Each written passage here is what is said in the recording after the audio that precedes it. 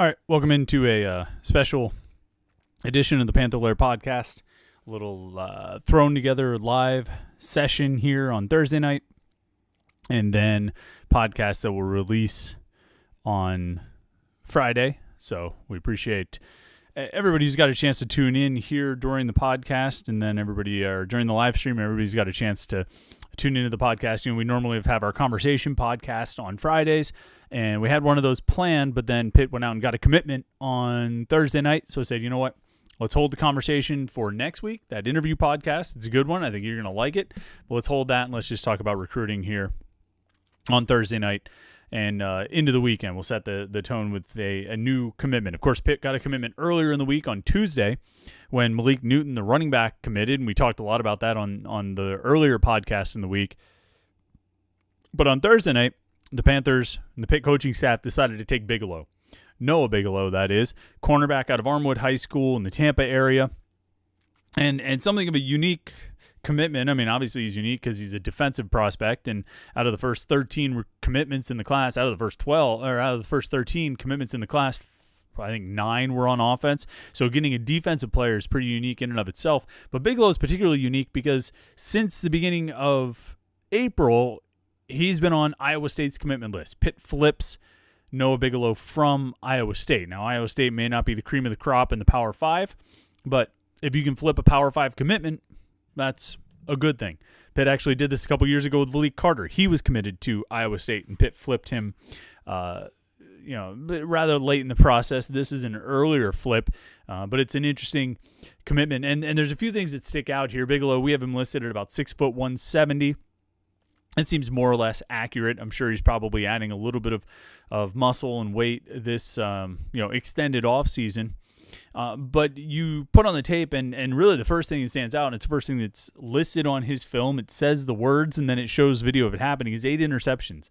And that's what he had last season, 8 interceptions for Armwood High School. And, we talk sometimes about stats in high school and whether stats translate to college and what stats mean and this stat and that stat.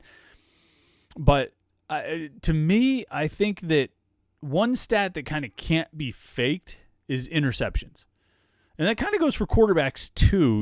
Quarterbacks who throw a lot of interceptions, that's a bad thing. That's not really about level of competition or anything like that. That's a bad thing.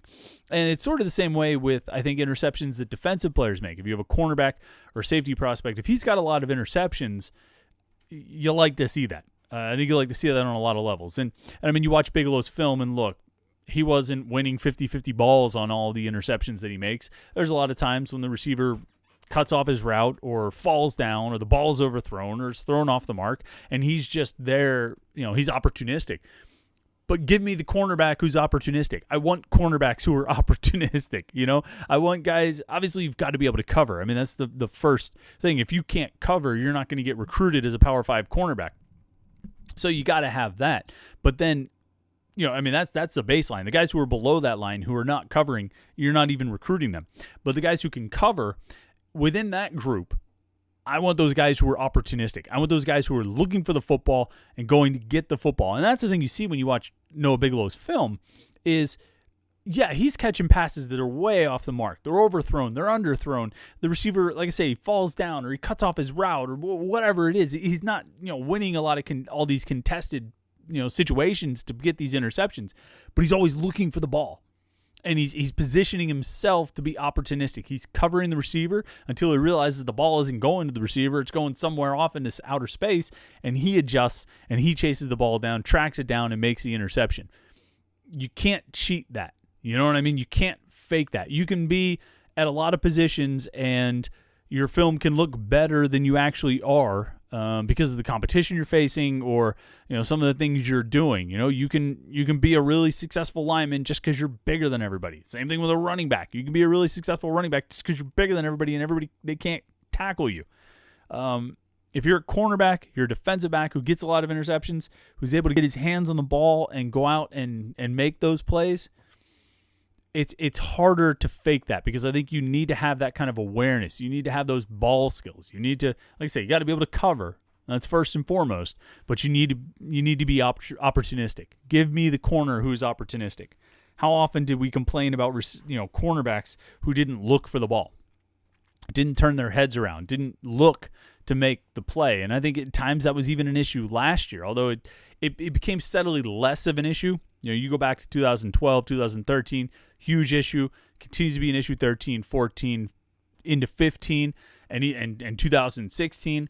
But then, I think you go from 16 to 17, 17 to 18, 18 to 19, and it becomes less and less and less of an issue. And some of that was players developing, some of that was getting better players. But overall, it's become less of an issue for Pitt, and the way to keep it being less of an issue is to recruit guys who go out there looking for the ball, looking to be opportunistic, and that's what Noah Bigelow, the newest commitment, looks to do. Now, he's the first cornerback commitment in the class, and that is not unimportant because I think the Pitt coaches are looking to load up on cornerbacks in this class. It's an interesting situation where the roster has really, after so much time of Pat Narduzzi and his staff trying to restock the defensive backs, it's kind of interesting how it looks right now in this 2020 roster. You've got projected 8 scholarship corners and 5 scholarship safeties. Now, that's the early projected number. One big caveat with that is that we're currently projecting all 3 freshmen, Rashad Battle, Javonte Royal, and Hunter Sellers, to play cornerback. I don't know if all 3 of those guys is going to play, or I don't know if all 3 of them are going to play cornerback when they get to Pitt. I think the coaches will see which of those guys has the ability and the physical skill set to stick at corner, and then the others will move to safety. I think the safety depth will get restocked a little bit more when, as those things sort of settle out. And they've already got one commitment from a safety in Javon McIntyre. He's set to be a safety in this 2021 class. And then you add in Noah Bigelow, who's set to be a cornerback, and you've got 2 DBs. I could see them taking one more safety and really at least 1, if not 2 more corners. I've talked so much about this being a big recruiting class and how the staff is going to try and restock offensive players, and they want to restock the offensive line and restock, running backs and receivers, and just loading up and really, numbers-wise, building a class that's going to form the foundation of the offense for years to come, or for the next 4 or 5 years. I think there are some efforts in that regard on defense as well. Maybe not across the board like it is on offense, where almost every position is getting restocked for the future with some big numbers. But I think at a position, I think in the defensive backs, particularly the corners, you're going to see Pitt try and load up on numbers and again, stock those positions up and, try to build, what I mean? Try to rebuild for the future. Got a comment on the live stream. Jason Martell says, Bigelow is from a talent-rich high school and also has very good vision as a defensive back. Also from his interview, it seems like he's very close friends with Oladokun. Now, Oladokun, first of all, I agree. I agree with Jason. Armwood High School is a good high school. It's the kind of place you want to go to get recruits. When we talk about Florida recruits, it's not typically where Pitt goes to get kids out of Florida, or at least it's not what you might typically think of. Pitt has made most of their success, particularly with Charlie Partridge leading the charge, recruiting in South Florida, the Miami area, Fort Lauderdale area, Miami-Dade. That's where Pitt has really had success. They've gotten recruits from other parts of the state, but you really have to think of Florida in 1, 2, 3, 4 sections, kind of. You got to think of South Florida being that Miami area. You've got Central Florida, Orlando, kind of around there, and then you've got the Gulf Coast, which is where we're looking at what's his name? Noah Bigelow, who just committed, and Jordan Oladokun, who Jason mentioned there in the comment, another cornerback out of Tampa, goes to a different school, but kind of the same area. And he's close with Noah Bigelow, and Pitt's going to have a chance, I think, to get Oladokun when he announces his commitment next month. And then you've got the whole sort of North Florida area, Panhandle, Jacksonville, that area that kind of blends more into Georgia and Alabama than it does. It resembles Georgia and Alabama more than it resembles South Florida and some of the more quote unquote glamorous areas. And so this is where Bigelow is unique in another way. He's not a Miami recruit, where Pitt has, I think, had most of their Florida success in the Miami-Dade area and Fort Lauderdale, rather than going to the Gulf Coast, where they've gotten some guys, but not as many as they've gotten from Miami. So Bigelow's unique in that regard. Like Jason said in his comment, Jordan Oladokun, another cornerback from the Tampa area. He was actually committed to Iowa. He decommitted a couple weeks ago, about 3 weeks ago, actually. Pitt's high on his list. I think they've got a good chance of landing him next month when he announces his commitment. And that would be 2 corners for you to start with, right? I mean, that would be 2 corners in your class. I think they'll try and get a third and really restock that position and keep building. So that's the news from Thursday night. That gives Pitt 14 commitments in the class. We'll check where their ranking is right now. As of right now, they're the number 20 recruiting class in the country for 2021. Putting them right behind, see where they are in the rankings, right behind Auburn, right ahead of Baylor and Wisconsin and Texas A&M. Boston College and Georgia Tech from the ACC checking right there at 24 and 25, Virginia at 27, some team called Alabama at 28, so and Oklahoma at 29.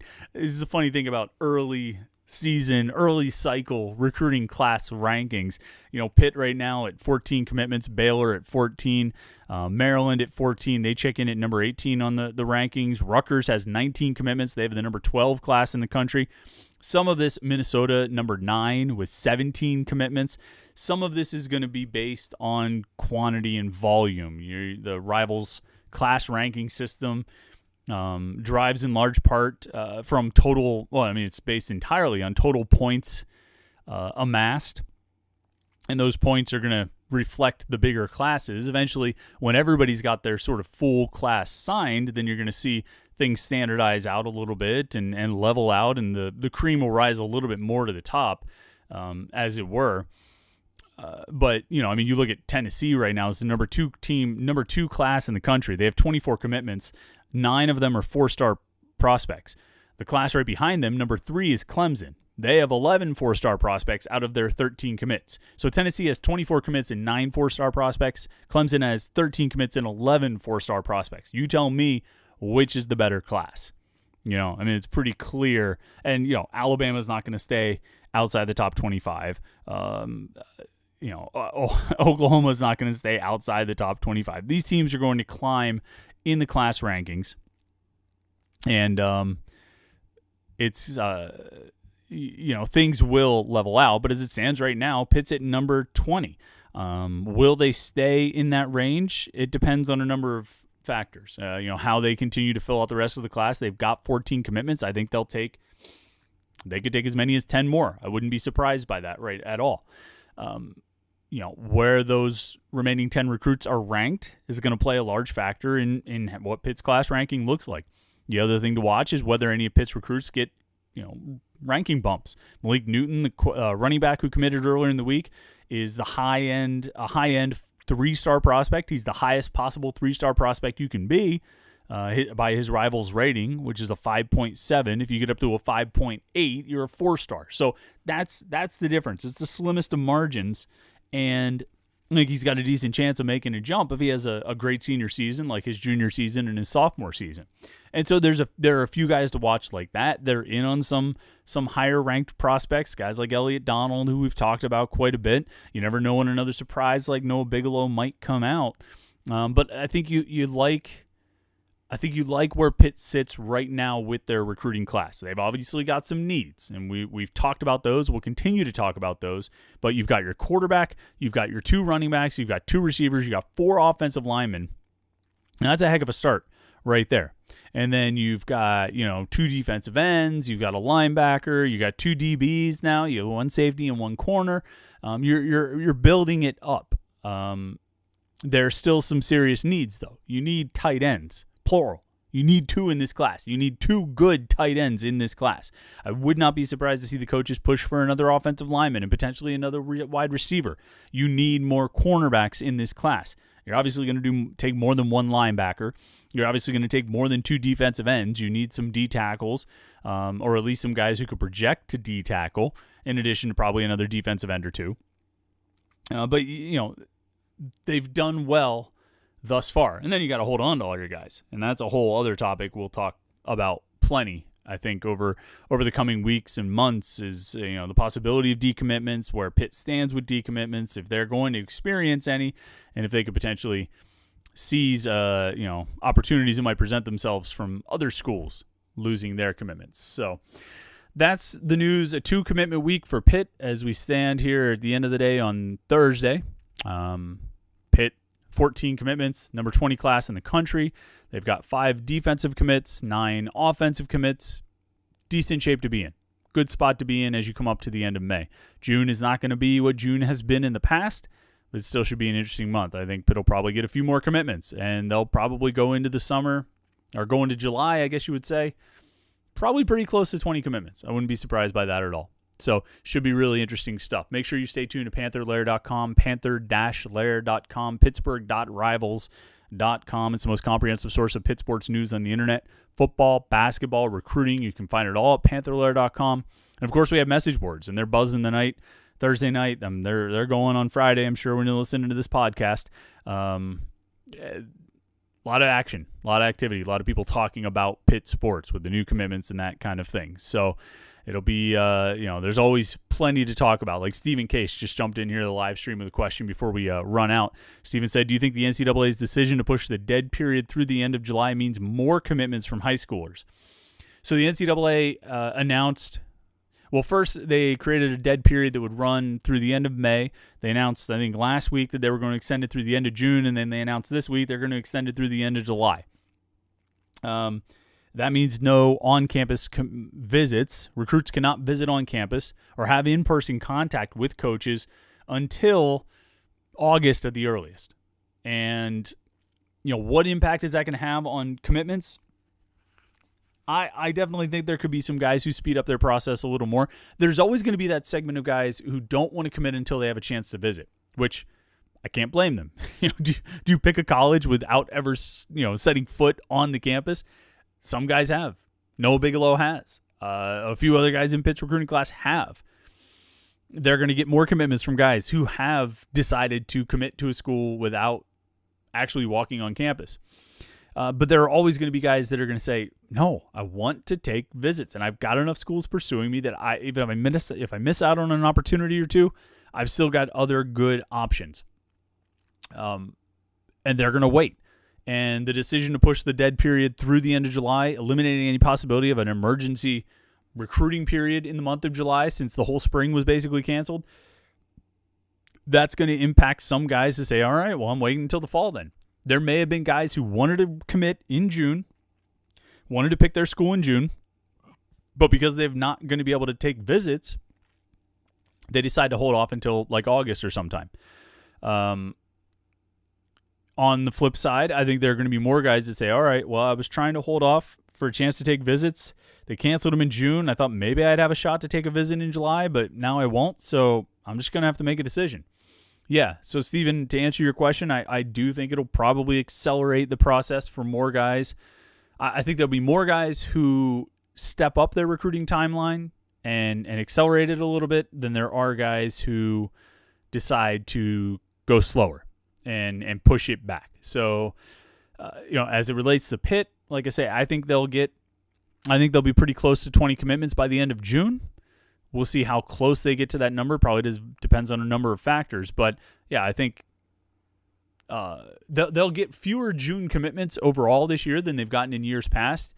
But that's largely due to the fact that they've got 14 commitments before the month of May is over. So they're kind of a lot of those June commitments that might have happened have been shifted into the month of May, month of April, where we've seen this big spring recruiting run. So it's been interesting. Have never seen anything like it before, but I could say that about a lot of things in life. So check out the website, Panther-Lair.com, Pittsburgh.rivals.com. Like I said, it's the most comprehensive source of Pitt sports news on the internet, football, basketball, recruiting. We have it all at Panther-Lair.com. You can get on the message boards and talk about Pitt sports 24 hours a day, 7 days a week. It's better than Twitter when it comes to conversation. I mean, it just is. It's just better. Not everybody shares the same opinion on the Panther-Lair.com message boards, but there's enough. I mean, everybody's there for the same reason for the most part. And so, good discussion, best online community of Pitt fans. Thanks for tuning into the live stream here on Thursday night. Thanks for tuning into the podcast. Make sure you check out the Panthers Insider Show on Saturday morning, 8 a.m. on 93.7 The Fan. We'll be talking more about recruiting and a bunch of other topics in our radio show that we do 1 hour every Saturday, 8 a.m. to 9 a.m. So make sure you check that out. And then we'll be back next Tuesday night for another live stream at 8:30 p.m. on youtube.com/Panther-Lair.com, Pantherlaircom, youtube.com/Panther-Lair.com. You can check that out. We go live every Tuesday night for an hour, 8:30 to 9:30, and then release the podcast on Wednesday. So go look for that. We appreciate you checking this one out. We will talk to you again next week. Have a great weekend.